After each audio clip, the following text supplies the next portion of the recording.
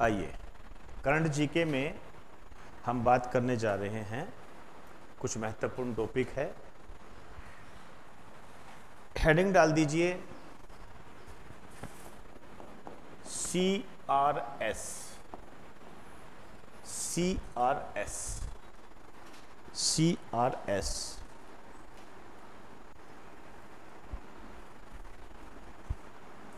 देखिए, सी का मतलब है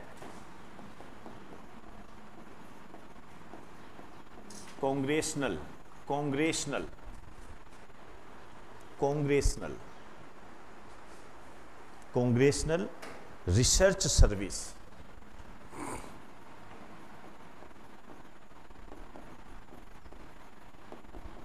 congressional research service, congressional research service. देखिए, इसने एक रिपोर्ट जारी की है। पहली बात तो मैं आपको बता दूं, ये अमेरिका की रिपोर्ट है, ठीक है ना, अमेरिका से संबंधित है। ठीक है, आप जब इस शब्द को देखोगे, कांग्रेस, जैसे भारत की बात करोगे तो भारत में कांग्रेस एक पॉलिटिकल पार्टी है, राजनीतिक दल है। जबकि अब अमेरिका की बात करोगे तो अमेरिका की संसद का नाम कांग्रेस है। ये ध्यान रखना, ये आपका स्टैटिक जीके है। अमेरिका की जो पार्लियामेंट है उसका नाम कांग्रेस है, इसी कारण से इसको कांग्रेशनल कहा गया है इसको। ठीक है,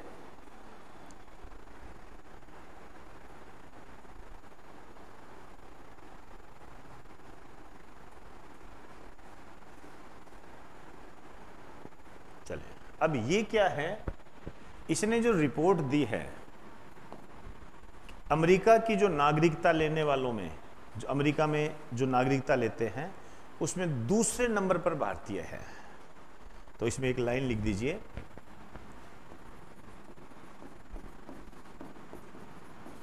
अमेरिका की नागरिकता लेने में दूसरा स्थान ये भारत का है। ध्यान रखना, ये भारत का है।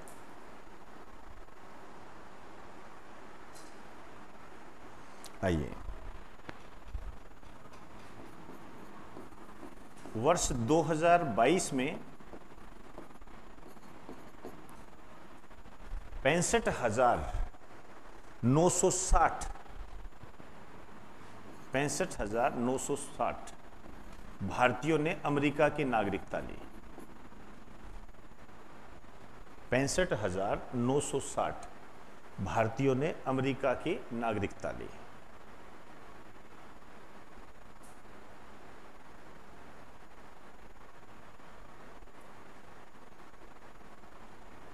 चले, देखिए, ये महत्वपूर्ण नहीं है, ये कोई महत्वपूर्ण नहीं है। ऐसा नहीं क्वेश्चन बढ़ेगा कि कितने भारतीयों ने अमेरिका की नागरिकता ली, ऐसा नहीं बनता।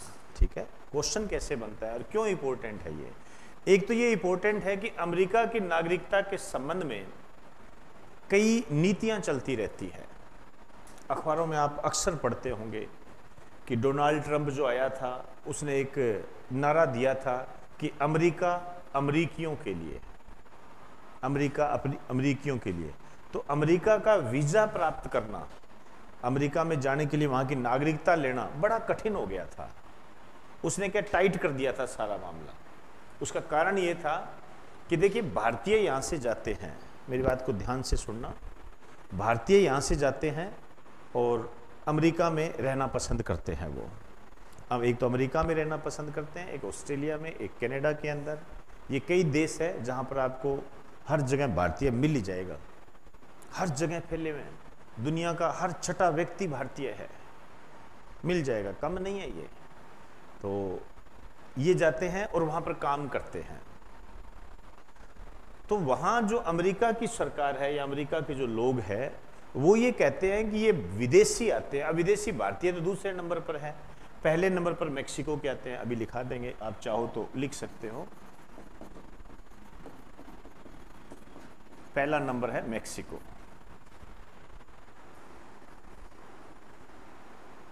पहले नंबर पर मेक्सिको है कि अमेरिका को नागरिकता प्राप्त करने में।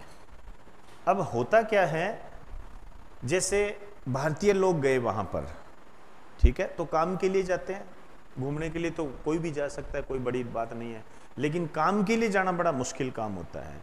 तो डोनाल्ड ट्रंप ने कुछ वीजा प्रणाली को टाइट भी किया था, इस कारण से भारतीयों ने इसका विरोध भी किया था।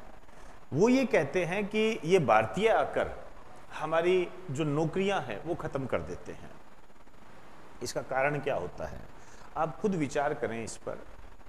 देखिए, एक मानसिकता होती है, हर किसी की अपनी एक मानसिकता होती है।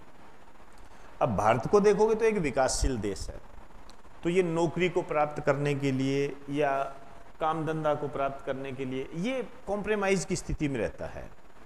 जब भारतीय लोग यहाँ पर जाते हैं तो और इनसे अमेरिकी कंपनियों कहते हैं कि आप हमें काम पर रख लो, काम पर रख लो, तो ये कहते हैं कि हमारी तो इतनी पेमेंट है, तो ये क्या कहते हैं, हमें चाहे कम दे देना, कोई दिक्कत नहीं है, लेकिन हमें रख लो। अब कोई मेरे पास आएगा, मुझे एक व्यक्ति चाहिए, वो 10,000 रुपये महीने के मांग रहा है, और एक आ गया कि नहीं जी मेरे को आप 7 ही दे देना, तो मेरा प्रेफरेंस तो 7 की तरफ जाएगा ना। तो इस कारण से ये भारतीय अमेरिकियों की नौकरी खा जाते हैं। मजेदार बात क्या है, मजेदार बात यह है कि ये जो भारतीय यहां से जाते हैं ये ब्रिलियंट होते हैं और ट्रेंड होते हैं। आपको जानकर हैरानी होगी कि ये अमेरिका की बजाय ज्यादा ट्रेंड होते हैं। आपने कभी ये तो सुना होगा कि भारतीयों में जो दिमाग है वो 33% है और अमेरिकियों में जो दिमाग है वो 14% है। मतलब दिमाग के मामले में भारतीय ब्रिलियंट है, विश्वास करें आप। अब हमें अपनी ताकत का अंदाजा नहीं है, हमारे तो यहां देवताओं को भी उनकी शक्ति याद दिलाई जाती है, हनुमान जी शक्ति याद दिलाई जाती है। अब उनको क्या होता है, वो लेबर मिल जाती है, वो सस्ती लेबर मिल जाती है, इस कारण से वो भारतीयों को प्रेफर ज्यादा करते हैं। और फिर इस एवज में क्या है, वो जो अमेरिका के लोग हैं वो रह जाते हैं। कोई भी कंपनी होती है, कोई भी काम करता है, ठीक है, वो इस मामले में कॉम्प्रोमाइज कर लेता है कि यार मैं 10,000 की जगह 7,000 वाला ले लूंगा, लेकिन वो ये जरूर देखता है ये मेरा काम कर पाएगा कि नहीं कर पाएगा। तो इस मामले में वो जानता है कि ये भारतीय कर पाएंगे, तो इस कारण से भारतीय वहां पर जाते हैं। और ये पलायन बहुत हुआ है काम के मामले में।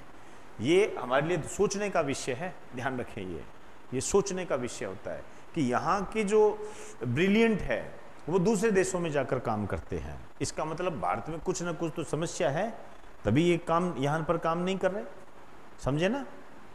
इसको रोकना पड़ेगा, इसका हमारे पास प्रूफ भी है। प्रूफ भी ये है, आप देखिए कि जो नोबेल प्राइज है, चाहे वो सुब्रमण्यम चंद्रशेखर हो, चाहे वो हरगोविंद खुराना हो, ठीक है, चाहे वो वेंकटरमन रामकृष्ण जो भी हो, जितने भी जो है अपने अभिजीत बनर्जी, ये सब दूसरे देशों में जाकर इन्होंने नोबेल प्राप्त किया। हमारे खुद के कौन से हैं, रविंद्रनाथ टैगोर है साहित्य के क्षेत्र में, एक कैलाश सत्यार्थी है, यही लोग हैं जो भारत के प्रॉपर भारत के हैं और उनको नोबेल मिला। मदर टेरेसा को कह दीजिए, वो भी एक तरीके से विदेशी मूल की भारतीय नागरिक थी।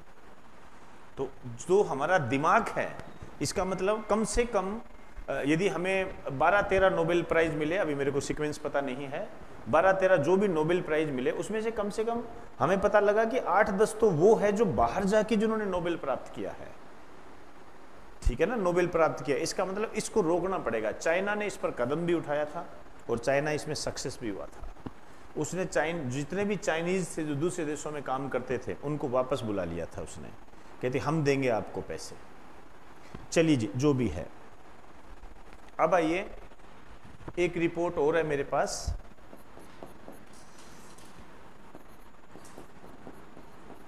SIPRI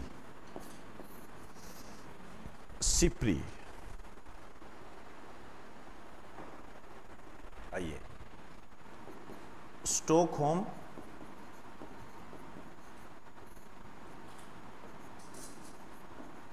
piece research institute, Stockholm peace research institution. Bracket में ये 2 मिनट ये देखना, एक शब्द यहां जोड़ देना, रह गया ये इंटरनेशनल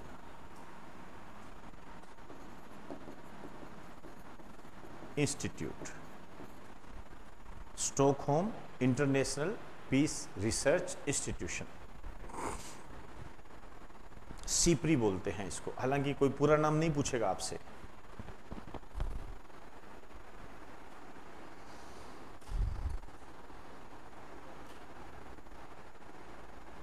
चले आइए, ये कहाँ की संस्था है? वैसे तो आप समझ गए होंगे कि ये स्वीडन की संस्था है, क्योंकि स्वीडन की राजधानी कौन सी है? स्टॉकहोम। स्टॉकहोम के बारे में आप जानते हो कि शांति के अलावा जितने भी नोबेल प्राइज है वो स्टॉकहोम में दिए जाते हैं। ठीक, आइए इसने क्या कहा है, लिखिए ध्यान से।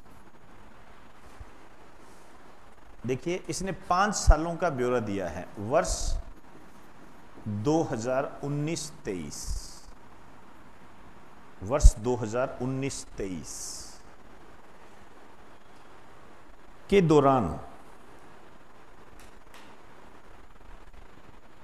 दौरान विश्व में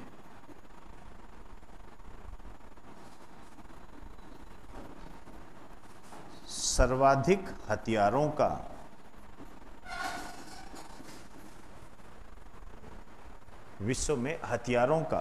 ऐसे लिखो, विश्व में हथियारों का सर्वाधिक आयात करने वाला देश, विश्व में हथियारों का सर्वाधिक आयात करने वाला देश या हथियारों का सबसे बड़ा आयातक राष्ट्र इन 5 सालों के अंदर। ठीक है, ये है भारत। इसका मतलब क्या निकला? इसका मतलब ये निकला कि इन 5 सालों में भारत ने जो हथियार है, वेपन्स जो है, वो सबसे ज्यादा इंपोर्ट किए 5 सालों के अंदर। तो आप ये कह सकते हो कि जो 2019-23 के बीच में जो भारत में गवर्नमेंट रही, उसने रक्षा क्षेत्र के लिए काम किया, डिफेंस के लिए काम किया, उसने डिफेंस के लिए उसने हथियारों की खरीद की। ये है इसका मुद्दा। दूसरा लिख दीजिए, सऊदी अरब। दूसरा है सऊदी अरब और तीसरा है कतर। ये ध्यान रखना है, विशेष रूप से भारत का मामला, भारत पहला नंबर रखता है।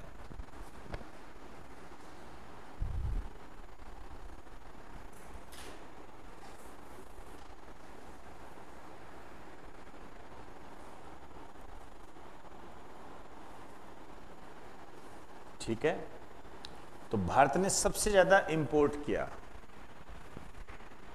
आइए अब इसी की आगे की एक रिपोर्ट और है, सेना व रक्षा क्षेत्र में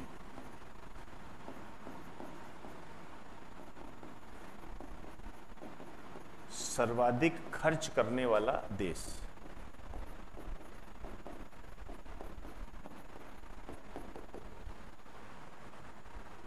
सर्वाधिक खर्च करने वाला देश।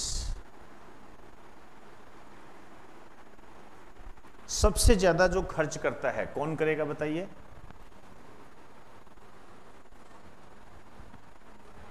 सेना और रक्षा क्षेत्र में सबसे ज्यादा खर्च करने वाला देश बताइए? भारत, भारत, भारत। ध्यान रखना जी, अमेरिका है।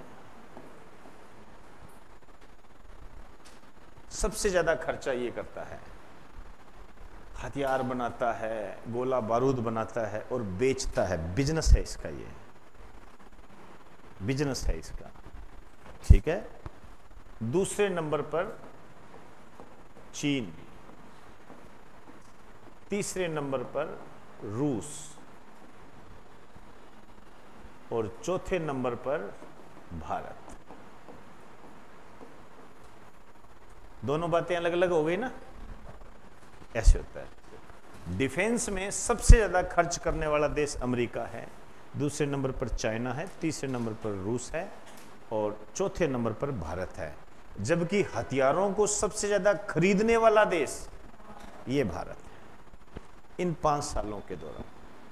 ऐसे बनता है जी क्वेश्चन। अब आप अपने हिसाब से इसको देखते रहिए और ज़्यादा इस पर डिस्कस करने की आवश्यकता नहीं है, आपके इतने काम की चीज़ होती है। ये कैसे भी क्वेश्चन इस पर बनाया जा सकता है।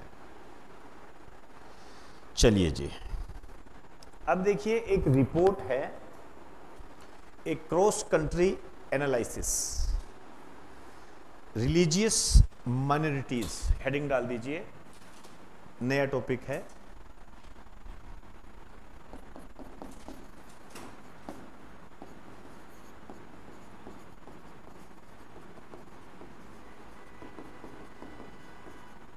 रिलीजियस माइनॉरिटीज, ये रिपोर्ट बहुत चर्चा में आई थी, इसको आप मोस्ट इंपॉर्टेंट लगा सकते हो। रिलीजियस माइनॉरिटीज, इसके आगे लिखा हुआ है एक क्रॉस कंट्री एनालिसिस।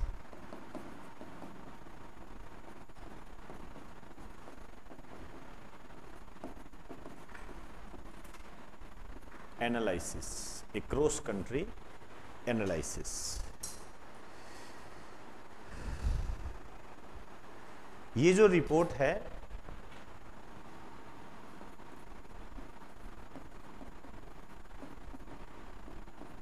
(1950 से 2015 के बीच की है। 1950 से 2015 के बीच में है।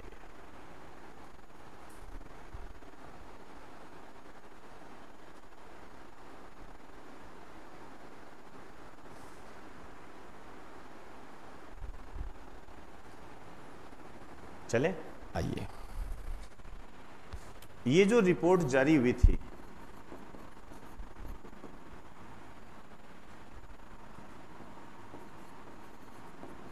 ये की गई प्रधानमंत्री की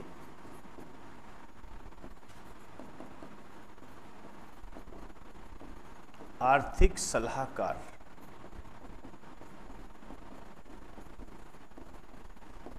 परिषद के द्वारा, प्रधानमंत्री की आर्थिक सलाहकार परिषद के द्वारा।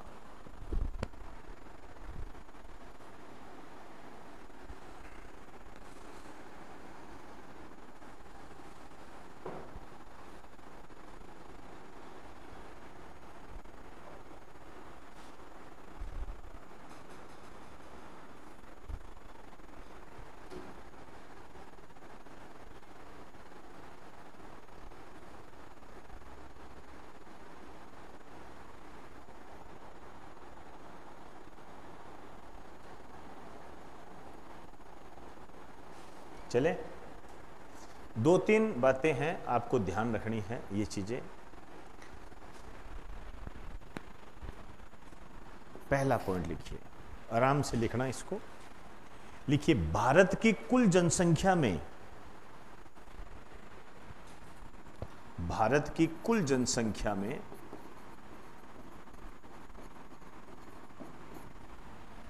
भारत की कुल जनसंख्या में हिंदुओं का अनुपात,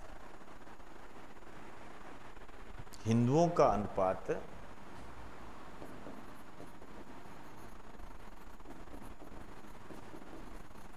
हिंदुओं का अनुपात 7.82% घटा है। 7.82% घटा है।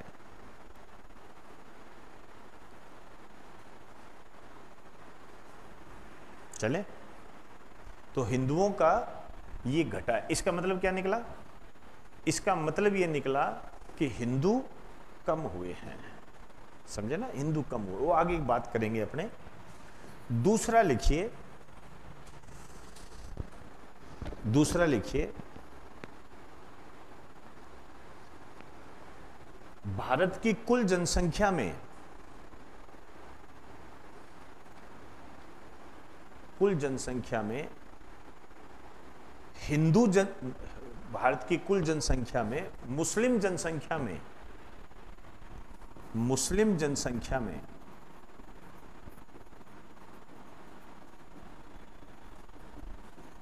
43.15% की वृद्धि हुई है। 43.15% की वृद्धि हुई है, ध्यान रखना।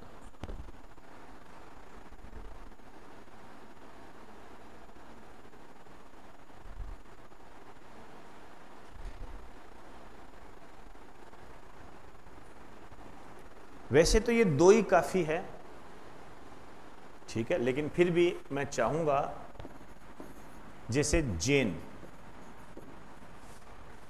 इसके आगे लिख दो, ऐसे समझ गए होंगे चीजों को आप। जैन के आगे लिखिए 0.36% की कमी, 0.36% की कमी, मतलब जैन भी कम हुए हैं, ठीक है, लेकिन ये बहुत कम है 0.36। फिर लिखिए बौद्ध धर्म,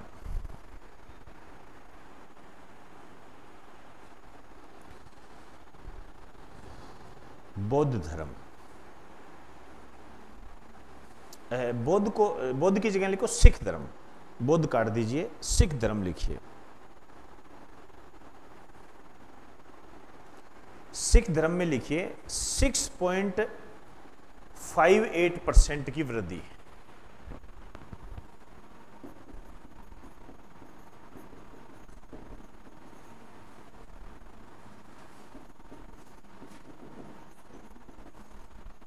सिखों में भी वृद्धि हुई है जनसंख्या में।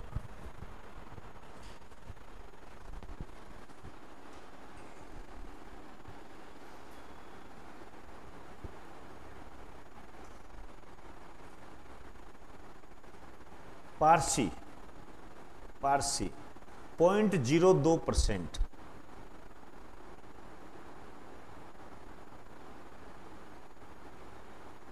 पारसी 0.02% कमी, 0.02% की कमी।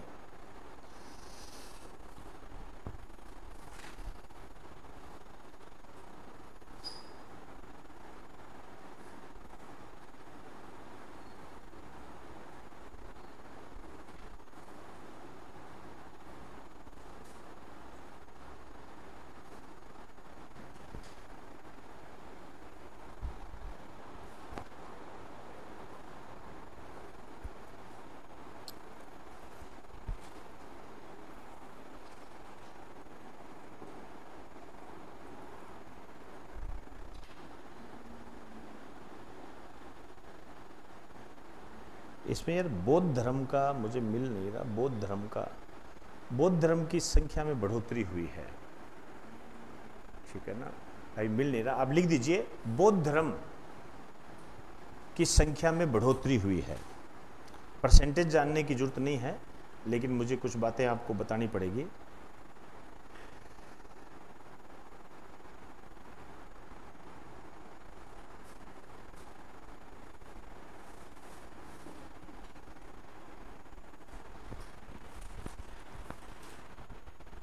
ठीक, आइए अब ये आंकड़ों के मामले में आप 2 आंकड़े ध्यान रखें, सारे पढ़ने की जरूरत नहीं है। जैसे एक तो ये वाला और एक मुस्लिम का, क्योंकि मामला इन दोनों का ही है, ठीक है ना। आइए देखिए, आपको ये जानना पड़ेगा कि भारत में अल्पसंख्यक कौन है, माइनॉरिटीज कौन है। हिंदू को छोड़कर सारे माइनॉरिटीज हैं, मुस्लिम,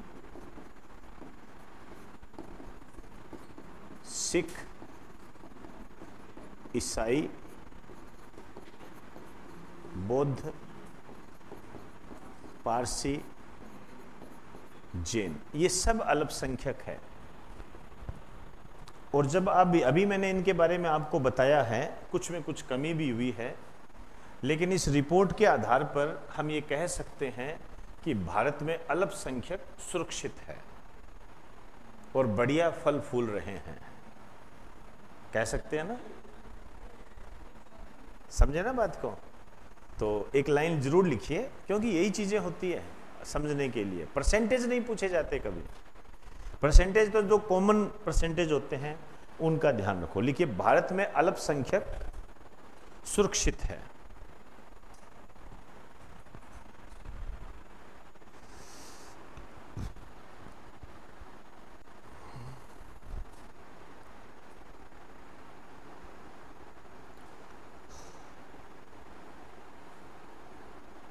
अल्पसंख्यक सुरक्षित है। चलो आगे आइए। अब देखिए, आपको थोड़ा सा पता होना चाहिए कि इसके लिए क्या करें। देखो, जैसे मैं वैसे नहीं कह रहा, किसी धार्मिक भावना को आहत करना उद्देश्य नहीं है, लेकिन जो रिपोर्ट होती है वो बतानी पड़ती है। ये थोड़ा सिस्टम सही नहीं है। 43 इसका थोड़ा सा रीजन ये होता है, आप कोई भी धर्म देख लीजिए, चाहे जैन धर्म देख लो, बौद्ध धर्म देख लो, सिख धर्म देख लीजिए, हिंदू धर्म देख लीजिए, पारसी धर्म देख लीजिए, इनमें क्या है, थोड़ा उदारवादी दृष्टिकोण ज्यादा होता है। ठीक है ना, उदारवादी दृष्टिकोण ज्यादा होता है। ठीक है, लेकिन इनमें क्या होता है, अपेक्षाकृत, ध्यान रखें मैं अपेक्षाकृत शब्द इस्तेमाल कर रहा हूं। अपेक्षाकृत ये थोड़े कट्टर टाइप के होते हैं, अपेक्षाकृत। ठीक है ना, इस कारण से फिर क्या होता है, ये हो सकता है आने वाले समय में एक समस्या का कारण बन जाए, ये हो सकता है। ठीक है ना, इस कारण से इससे निपटने के लिए भारत सरकार को क्या है, जनसंख्या नीति लानी चाहिए, जनसंख्या नीति। ठीक है, अब इन 10 सालों के अंदर बहुमत की सरकार रही थी, इस बार तो चलो गठबंधन की है, लेकिन 10 साल बहुमत की सरकार रही, तो ये काम किया जा सकता था कि सभी धर्मों के लिए बच्चे 2 ही, लेकिन इसमें समय लगाया गया। अब ये जो समय लगाया गया, इसका आप कोई भी कारण समझ सकते हो, पॉलिटिकल सिस्टम होता है। अब वही होता है ना कि हम कौन सा काम कब करें कि उसका फायदा उठा ले हम। ठीक है, अब इसमें किसी का बुरा मानने की जरूरत नहीं है, ये होता ही होता है।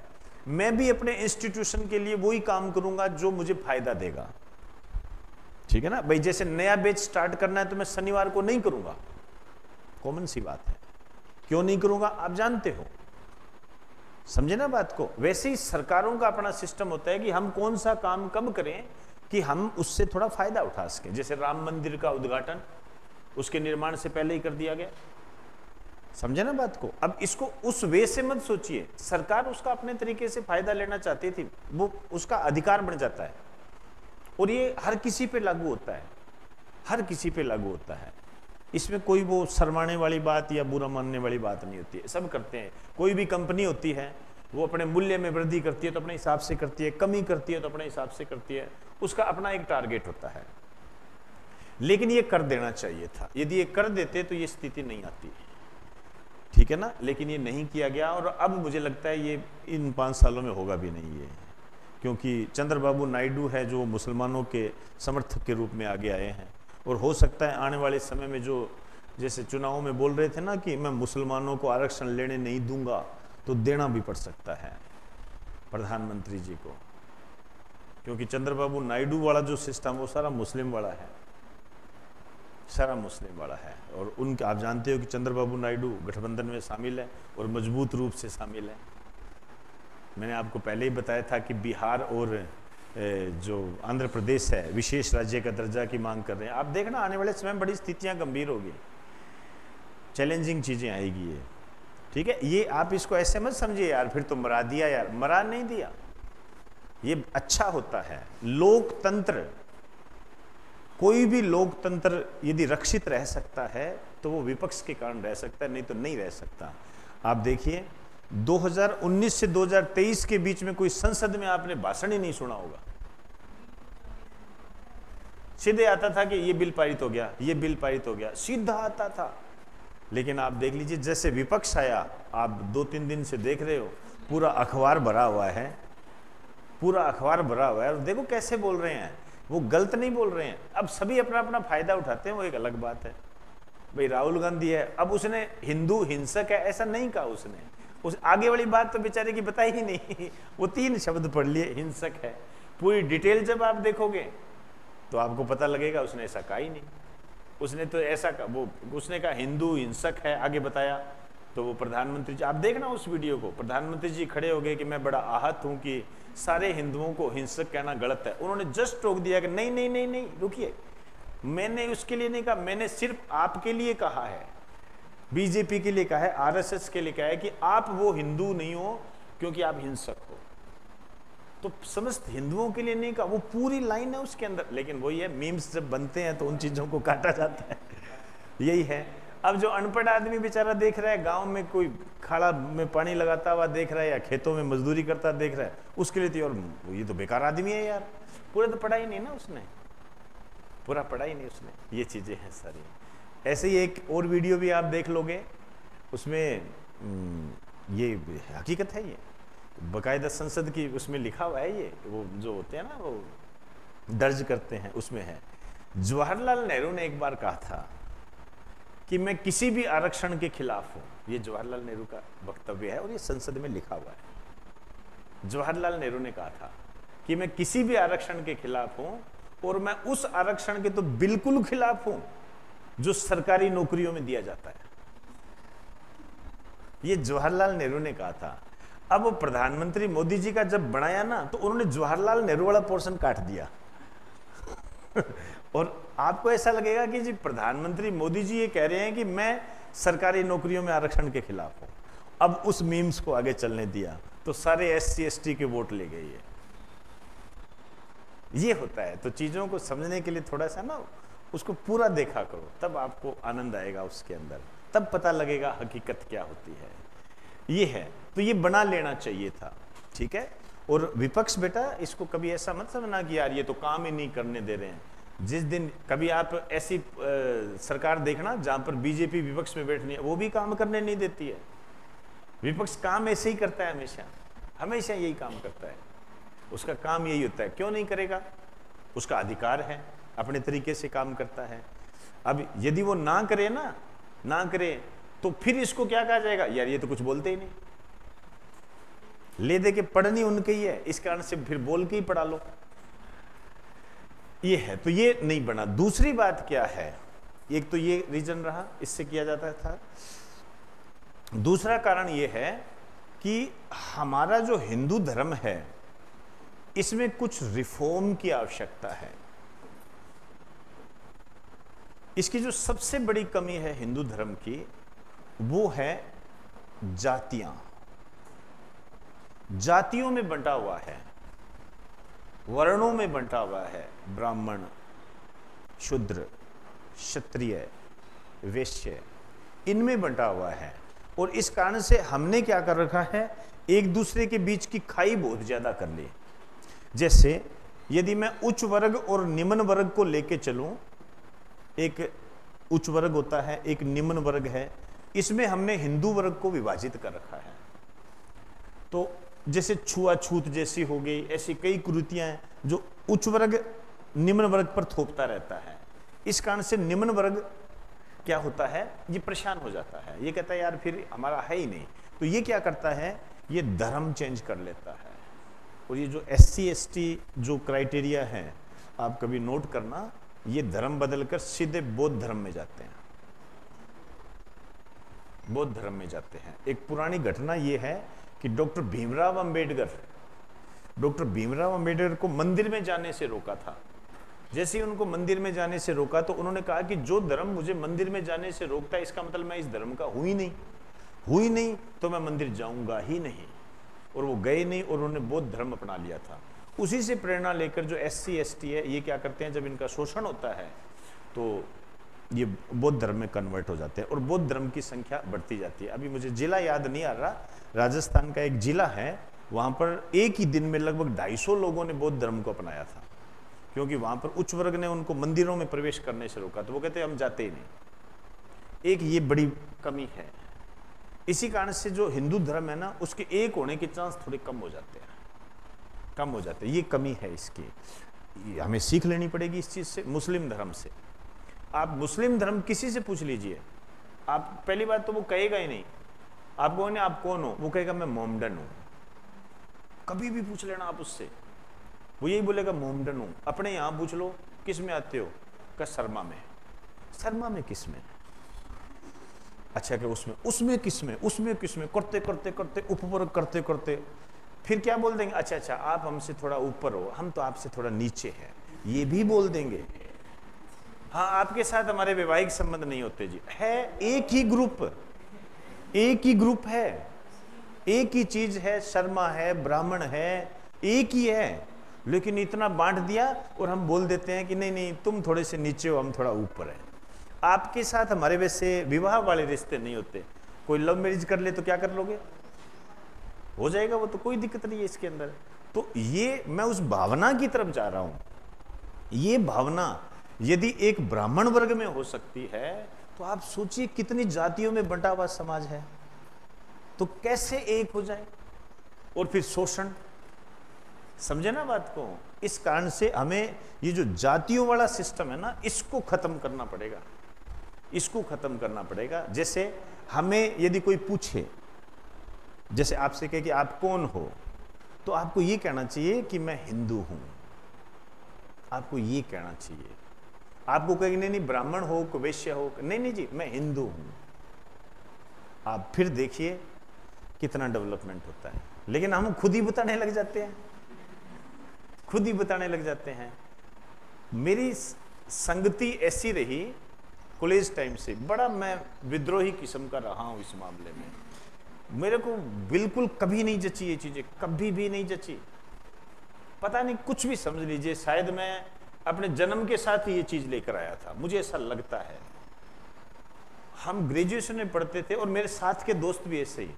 ग्रेजुएशन, अब देखो कितने साल पहले मेरी ग्रेजुएशन हुई, आज से मान कम से कम 20 साल हो गए होंगे ग्रेजुएशन हुई। और उस टाइम हमारी ये सोच होती थी, दोस्तों का ग्रुप होता था, ना तो हम किसी को जाति बताएंगे, ना हम किसी से जाति पूछेंगे। और मैंने आज तक किसी से जाति नहीं पूछी, आज तक मेरा रिकॉर्ड है ये। मुझे ऐसा फील होता है कि यदि मैं किसी से जाति पूछता हूं ना, तो मुझे ऐसा लगता है मैं अनपढ़ हूं, मैं पढ़ा लिखा आदमी नहीं हूं। ये अभी जो नए दरमियान चलते हैं, हाँ हम मेरे हिसाब से हमें ये कहना चाहिए हम हिंदू हैं।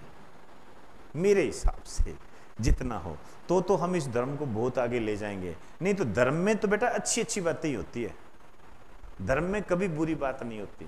मुस्लिम धर्म में क्या अच्छी बातें नहीं है, बिल्कुल अच्छी बातें हैं, लेकिन उसको तोड़ मरोड़ के पेश करते हैं। वैसे ही हमारे यहाँ कई महामूर्ख बैठे हैं, वो उसको तोड़ मरोड़ के पेश करते हैं। किसी ईश्वर ने, किसी भी ईश्वर ने, किसी देवीय शक्ति ने कभी ये नहीं कहा कि ये मंदिर में नहीं जा सकता, कभी नहीं कहा, लेकिन वो बना दिया, फिर बिजनेस बन गया, ये सब जानते हो। आज देखिए कितनी दर्दनाक स्थिति है। आप जाइए देखो, इन चीज़ों को थोड़ा सा एनालाइज किया करो। किसी मंदिर में जाते हैं, अपने मंदिर भगवान का दरबार होता है, आस्था का केंद्र है, और हम वहाँ जाके पूरे शुद्ध हो जाते हैं, या कुछ भी समझ लीजिए, हमारी आत्मा तक तृप्त हो जाती है। लेकिन आपने देखा होगा वहाँ पर VIP लाइन, IP लाइन और अपने जैसों की नॉर्मल लाइन होती है ना, ये सारे। आपको नहीं लगता ये गलत है? भाई मंदिर में आए हो, दर्शन करने आए हो, या तो आओ ही मत, आओ तो फिर यार जब वो परमात्मा बुला रहे हैं तब जाओ, धक्के से क्यों जाते हो उसके पास? हो सकता है बुलाना ही नहीं चाहता हूं, पैसे दे के आप मंदिर के दर्शन करो। मेरे हिसाब से थोड़ा अजीब सा लगता है। तो ये चीजें हैं। तो इस बहाने मैंने आपको ये बताया है कि थोड़ा सा है ना, अपनी एजुकेशन को इम्प्लीमेंट कीजिए, इम्प्लीमेंट करना सीखिए। चलिए अब आइए, एक पुरस्कार है, पुरस्कार का नाम है लच्छू महाराज पुरस्कार। हेडिंग डाल दीजिए।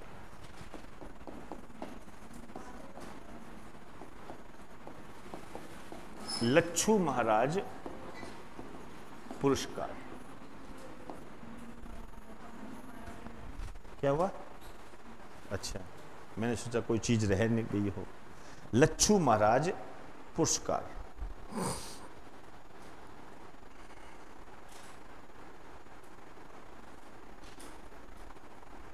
चलिए देखिए, ये जो पुरस्कार हैं लच्छू महाराज, वैसे तो यदि आप इस क्षेत्र की बात करोगे तो इसको कला बोलते हैं, कला। अब कला बहुत सारी होती है, कला संगीत भी होता है, कला चित्रकारी भी होती है, लेकिन विशेष रूप से ये जो है ये नृत्य से संबंधित है।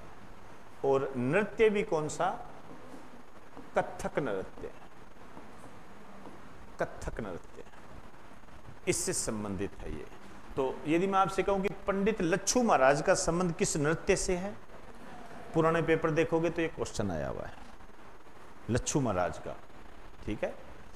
अब जितने भी आप नृत्य देखोगे, जो बच्चे पढ़ चुके हैं, मैं आपको आर्ट एंड कल्चर करवाता हूं, तो उसके अंदर ये नृत्य वाला टॉपिक जब करवाया जाता है तो याद कीजिए, आपको बताया जाता है कि कितने क्लासिकल डांस है, शास्त्रीय नृत्य कितने हैं, जिसमें बहुत सारी बातें होती है, जैसे मोहिनी अट्टम, ठीक है ना, बिहू वगैरह, वो सब बताए जाते हैं आपको। मोहिनी अट्टम केरल का है, और भी बहुत सारे हैं। तो आपको ऐसा लगेगा कि ये जो है दक्षिण भारत में नृत्य ज्यादा है, साउथ में ज्यादा मिलेंगे आपको, उत्तर भारत में कम मिलेंगे। तो ये जो है कथक नृत्य, यहां पे लिख दीजिए, उत्तर भारत का एकमात्र क्लासिकल डांस, उत्तर भारत का एकमात्र क्लासिकल डांस।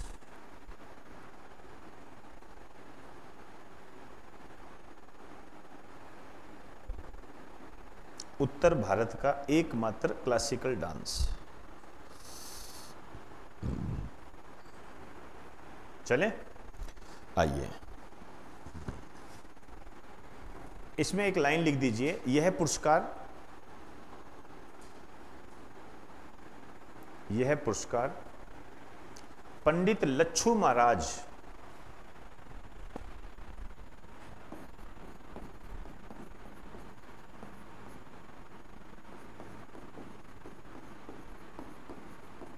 पंडित लच्छू महाराज बेले फाउंडेशन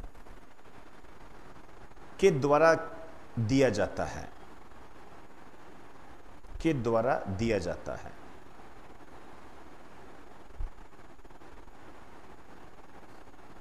के द्वारा यह दिया जाता है। चलिए अब आप देखिए, 2014 के बाद यह पुरस्कार नहीं दिया गया, और 2020 का पुरस्कार ये नहीं दिया गया। 2020 कोरोना के कारण नहीं दिया गया, तो 2015 से लेकर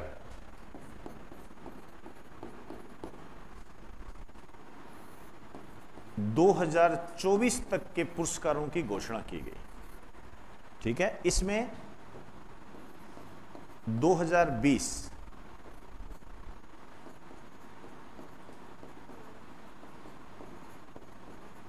कोरोना के कारण, इसी सिंबल से समझ जाओगे आप, ठीक है ना भाई। 2020 में ये नहीं दिया गया कोरोना के कारण। अब ये टोटल बहुत सारे हो गए, अब सारों को याद करने की जरूरत नहीं है, ना ही आप याद इसको कर पाओगे। आपको ये ध्यान रखना है भाई, जिनको ज्यादा हाईलाइट किया गया, ज्यादा हाईलाइट किए कौन कौन होंगे? ज्यादा हाईलाइट वो होंगे जो चर्चा में रहते हैं, ठीक है ना। जैसे 2018 को जो पुरस्कार मिला, ये मिला हेमा मालिनी को, हेमा मालिनी 2018 का मिला। और 2019 का जो मिला, ये मिला सायरा बानो को, सायरा बानो को मिला ये,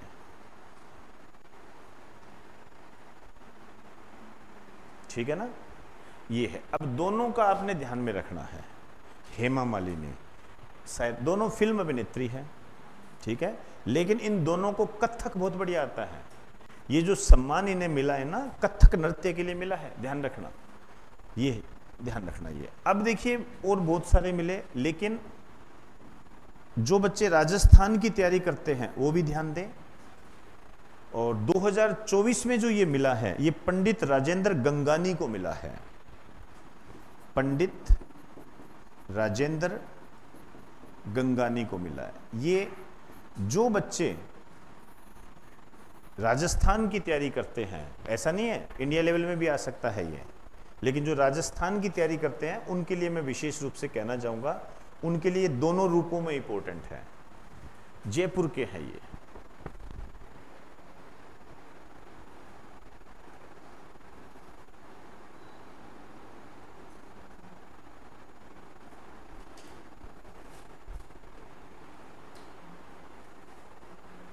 चले आइए नेक्स्ट लिखिए।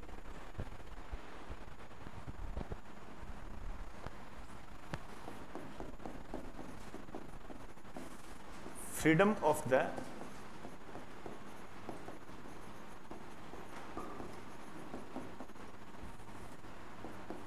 सिटी ऑफ लंदन पुरस्कार, इसको भी लगा दीजिए मोस्ट इंपॉर्टेंट। लच्छू महाराज, हेमा मालिनी, सायरा बानो, ये इंपॉर्टेंट रहेगा, ध्यान रखें। और 2024 का ध्यान रखना, सारे ध्यान देने की जरूरत नहीं है।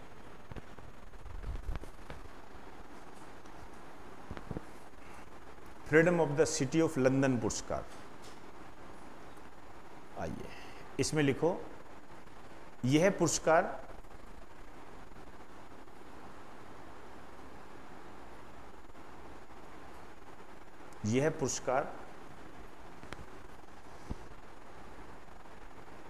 फिल्म क्षेत्र में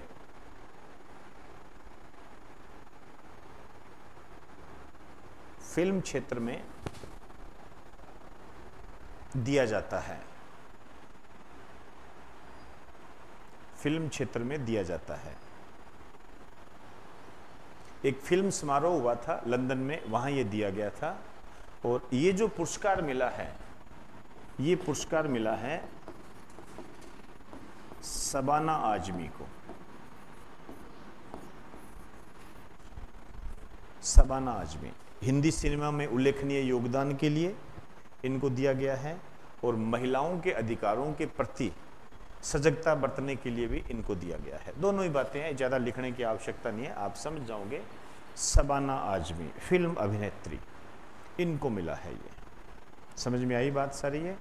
तो मैं वापस रिपीट कर दूं, शबाना आजमी, हेमा मालिनी, सायरा बानो, ये 3 व्यक्तित्व आपको पता होने चाहिए।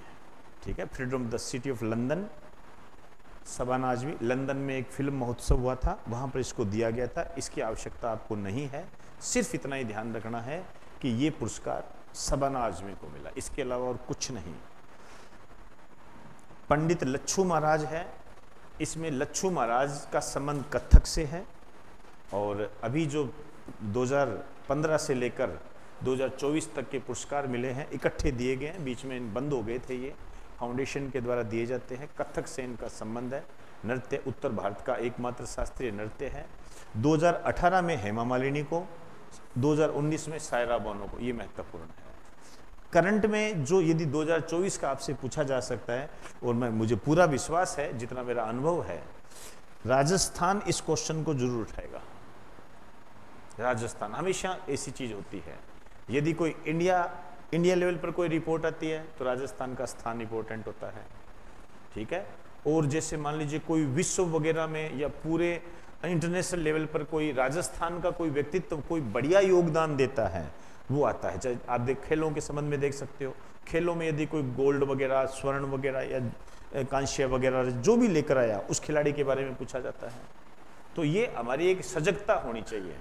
ऐसे नहीं कि हम कचरा पढ़ते जा रहे हैं, ऐसा नहीं करना। और हम दूसरी बात करने की छोड़िए, हम कर भी नहीं सकते, पढ़ भी नहीं सकते। पढ़ सकते होते चलो ठीक है, दे दे भाई, मैं फील कर लूँगा। आपने इन जैसे मैंने नाम लिए हैं, हेमा मालिनी, सायरा बानो, शबाना आजमी, मैंने 3 ही नाम लिए हैं। मैंने कुछ सोच के ही नाम लिए होंगे।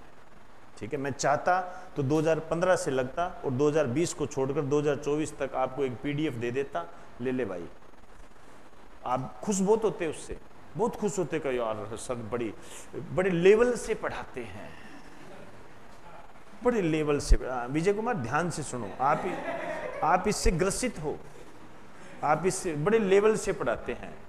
मैं जब ये बता रहा हूं तो कई लोग कहेंगे नहीं नहीं यार ये तो बहुत थोड़ा सा पढ़ाते हैं, ज्यादा नहीं पढ़ाते। कहने दो, इससे कोई फर्क नहीं पड़ता है। मैंने कहा ना, मैं आपको 2015 से लेकर 2024 तक नाम लिखा सकता हूं, लिखा सकता हूं, मेरे में हिम्मत है ये। लेकिन वो रास्ता नहीं होता है, ध्यान रखना, वो रास्ता नहीं होता है। अभी पंडित लच्छू महाराज है, पता नहीं अगले टाइम पर कौन से महाराज आ जाएंगे, फिर क्या कर लोगे। तो तरीके से पढ़िए चीजों को, है ना, विश्वास करना सीखिए आप। अब इसमें जो चीजें हैं, मैंने आपको ये पॉइंट्स बता दिए सारे। और ये जो सिपरी है, इस पे कई बार क्वेश्चन आते हैं। ये 2 क्वेश्चन आपके सीधे बन गए। रक्षा क्षेत्र में सबसे ज्यादा खर्चा अमेरिका करता है, भारत का चौथा स्थान है, और हथियारों को खरीदने में सबसे टॉप पर भारत है। दोनों में अंतर होता है। ये है सारे, ठीक है, इतनी ही बात करेंगे।